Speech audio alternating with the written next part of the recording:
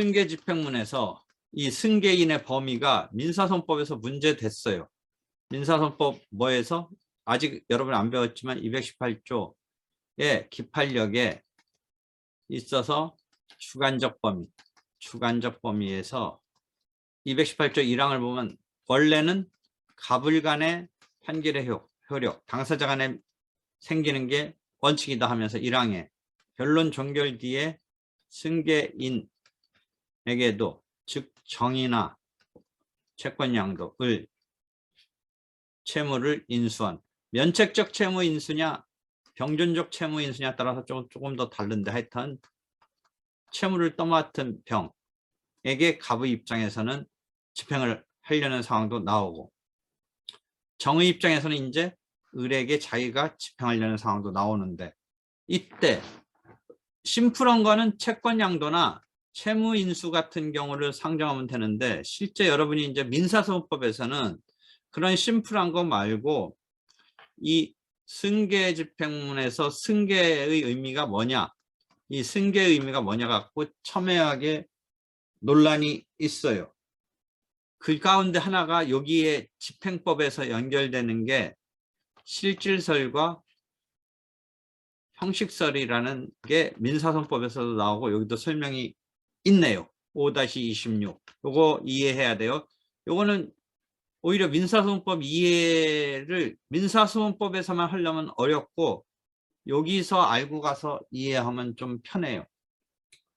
실질설은 예컨대 을로부터 병이 있을 때 이 병이 승계인이라면 승계집행문이 이제 부여될 텐데 병의 입장에서 내가 승계라는 이런 거는 있지만 내 나름대로 고유한 방어 방법이 있으면 그러니까 나도 선의의 뭐 제3자라든지 해서 고유한 방어 방법이 있는 대항할 수 있는 방어 방법이 있는 자일 경우에 이 사람한테 집행할 수 있느냐 부분서의 입장 중에 실질설이라고 그래서 실질적으로 이 사람은 승계인이 아니다 라고 보는 거예요.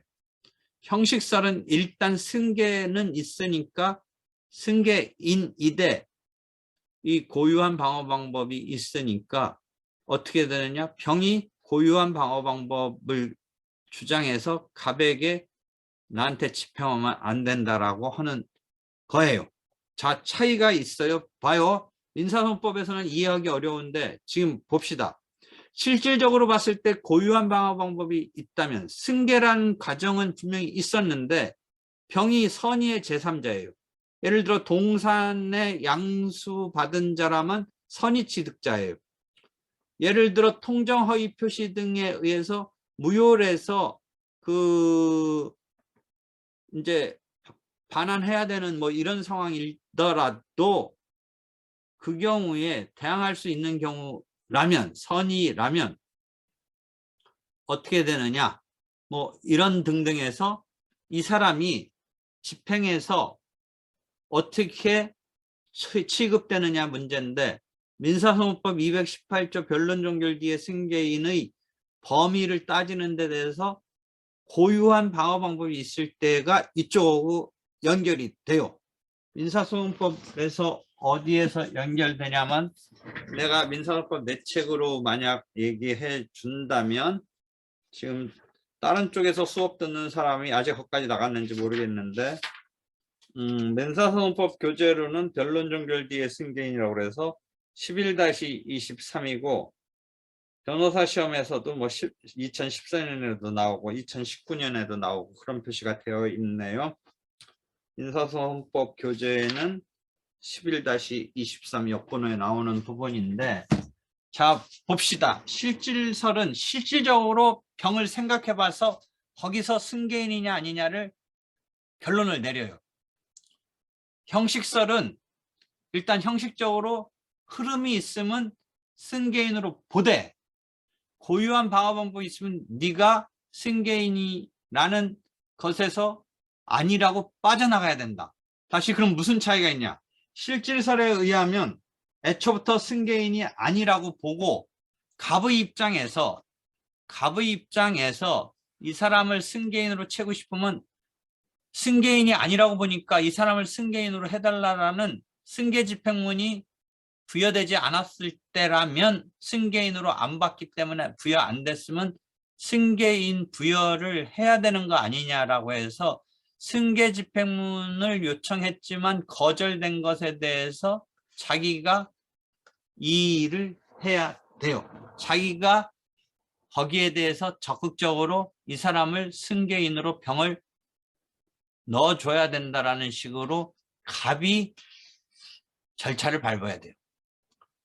형식설은 흐름상은 승계집행문에 대해서 당연히 형식설에서는 흐름만 있으면 형식설에서는 흐름만 있으면 형식적으로는 승계인인데 고유한 방어 방법이 있다라는 걸 가지고 이 경우에는 고유한 방어 방법이 있다라는 것 갖고 자기가 빠져나가야 돼요. 자기가 병이 빠져나가야 돼요.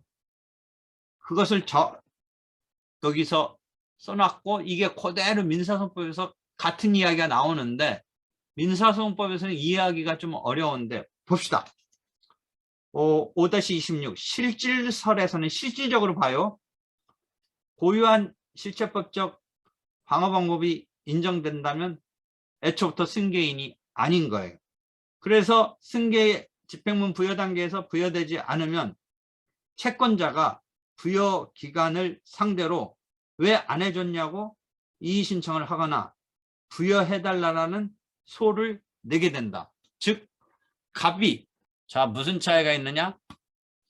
실질설에 의하면 갑이 문제 삼아서 병을 승계인으로 취급하는 액션을 갑이 해야 돼요.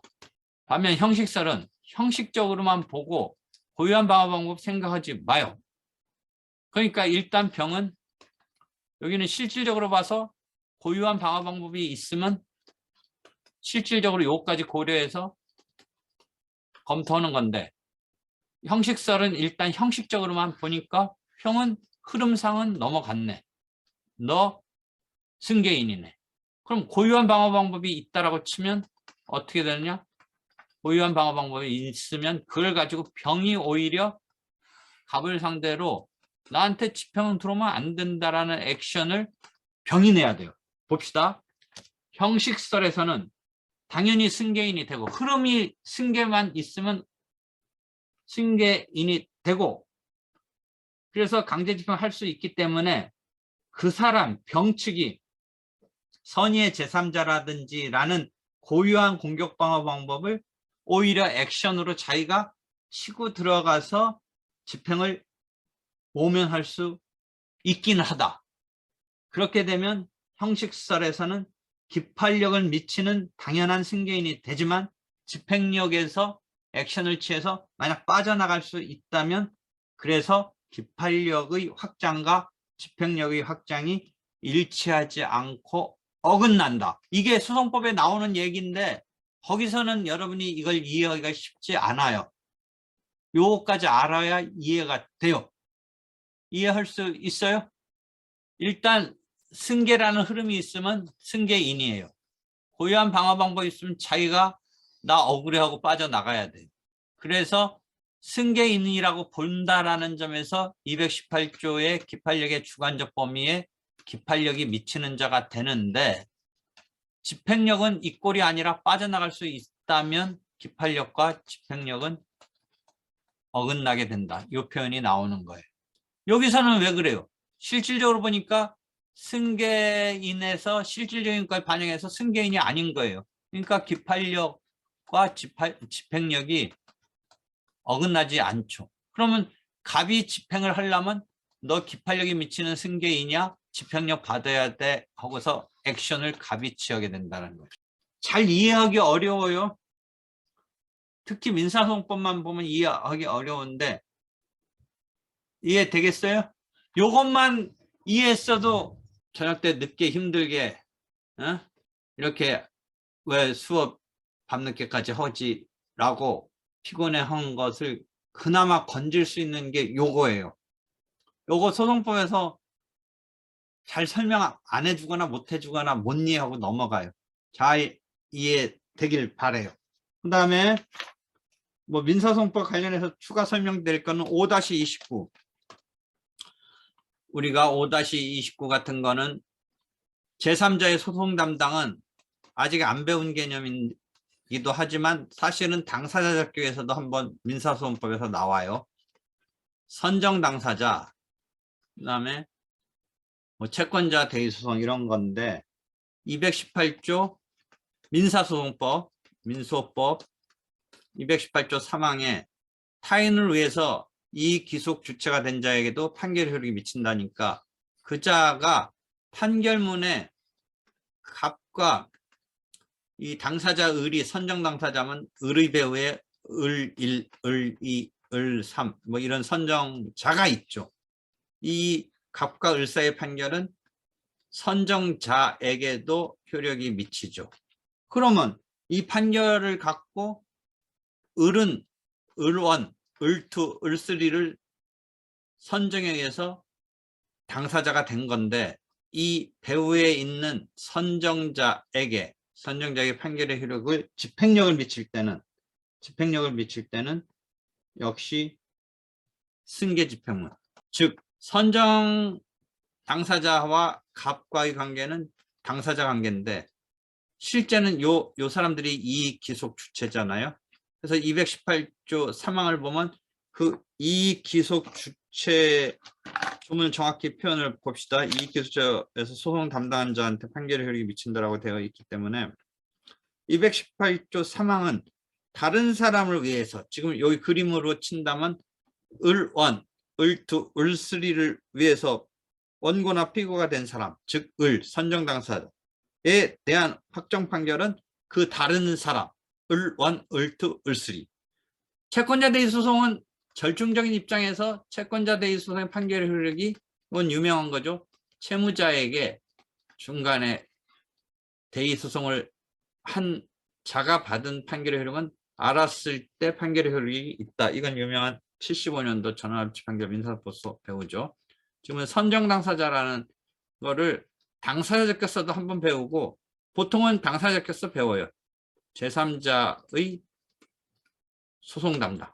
제3자가 소송 당사자가 아니고 담당으로서 나타나는데 선정 당사자라고 부르는데 이 을이 받은 판결은 218조 3항을 보면 다른 사람 을1, 을2, 을3에 대해서도 판결의 효력이 미친다. 이 경우에 5-29에 승계 집행문을 받아서 강제 집행을 할 수 있다라고 여기서 집행해서 민사소송법에서는 판결의 효력이라고 하는 얘기까지만 하는데 여기서는 승계 집행문이라는 거와 연결돼서 집행력이 미치는 이 과정에서 이런 승계 집행문이라는 개념 내지는 제도가 쓰이는 이런 상황을 맞이하지요. 되겠죠? 그런 정도. 그 다음에 민사소송법에 또 하나 나오는 개념이 아직 안 나왔는데 아까 예컨대 갑을 간의 소송에 소송 도중에 이번 소송 도중에 승계가 일어나서 들어가면 예컨대 병이 들어가면 갑이든 을이든 병이 들어오니까 소송에서 탈퇴할 수 있는 제도가 있어요. 기존 당사자는 소송에서 탈퇴하는데 80조가 그 규율을 하는데 80조 단서가 탈퇴자에게도 판결의 효력이 미친다. 이렇게 민사법 되어 있는데 여기에 집행력이 포함된다고 보는 입장이 일반적이다. 민사소송법 가면 그렇게 교재에 쓰여 있어요. 집행력도 포함된다. 그럼 집행력이 포함된다까지 해서 그럼 집행하려면 여기에서 어떻게 되느냐. 탈퇴자에 대한 집행에 있어서 승계 집행문이 필요하다. 이 이야기를 하는 거예요. 승계 집행문. 탈퇴자한테 효력이 미치니까 무슨 얘기냐. 병이 들어가서 예를 들어 병이 들어가서 판결은 이제 병이 갑을 대신해서 들어갔다면 병을 간의 관계가 되는 판결문이 나오겠지만 이게 갑한테 판결의 효력이 작동한다든지 또는 을이 병이 을 쪽으로 들어가서 을이 탈퇴했을 때는 이제 갑과 병 간의 판결이 내려지는데 탈퇴한 을에게 효력이 미친다고 하고 있기 때문에 80조 단서가 민사법이 그렇게 했기 때문에 집행법에서 요걸 충족 완결 보완하기 위해서 본다면 판결의 효력이 미쳐서 집행까지 하려면 승계집행문이라는 제도가 여기서 뒷받침이 되고 있다라는 것이죠. 다시 정리한다면 원래 판결문에 나온 당사자인 갑을 간에 있어서 병이라는 이런 사람이 집행 단계에서는 이 사람의 집행을 하려면 원래 당사자가 아닌 이런 뭔가 집행을 하게 된다면 뜬금없이나 아니고 뭔가 승계가 있으니까 판결의 효력이 작동을 하니까 그 판결의 효력이 작동한다라면 집행을 만약 하려면 승계 집행문, 단순 집행문이 아니라 승계 집행문 제도에 의한 부여 받아서 가지고 가야 집행을 할 수 있다. 이런 개념이죠.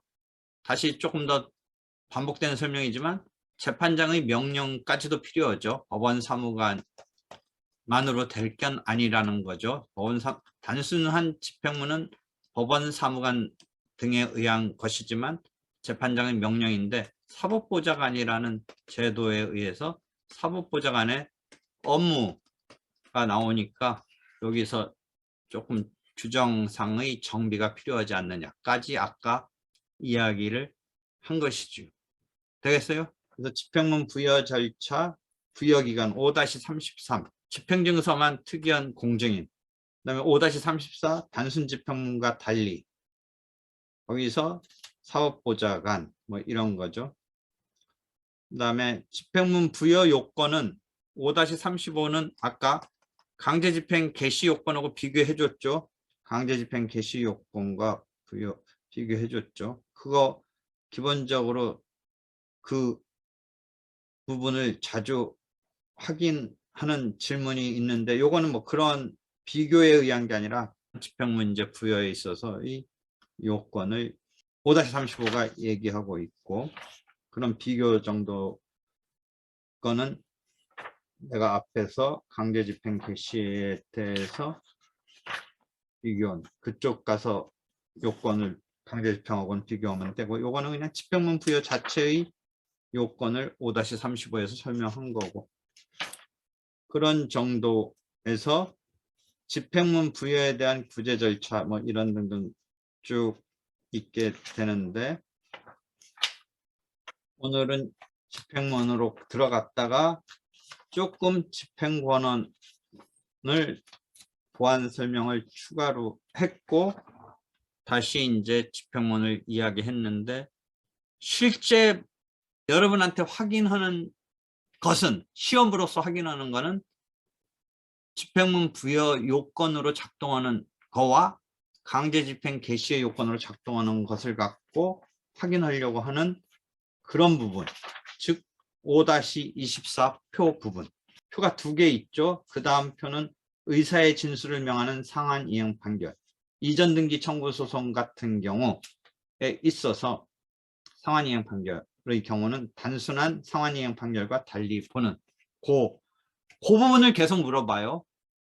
그러니까 그 부분을. 그 다음에 민사소송법에서 물어보는 것인데 집행법의 지식이 바탕이 되면 훨씬 이해가 편한 게 승계집행문에서 나오는 이거, 즉 민사소송법 218조 1항의 변론 종결 뒤에 승계인을 포착하는 것에서 몇 가지 고려하면서 포착하려고 하는데 거기 가서 보면 포착하는 3가지 정도의 어떤 기준으로서 우리가 포착하려고 따져보는 것 중에 고유한 방어 방법이 있을 때 민사법에서 어떻게 따져볼 거냐에 있어서 고유한 방어 방법이 있으니까 집행에서 하여튼 뭔가 집행에서 방어 방법이 작동한다면 집행을 못하게 되는데 그 논리 구성이 형식설, 실질설, 즉 실질설, 형식설이 있는데 민사소송법에서 이해할 때는 조금 그냥 겉할 듯이 이해할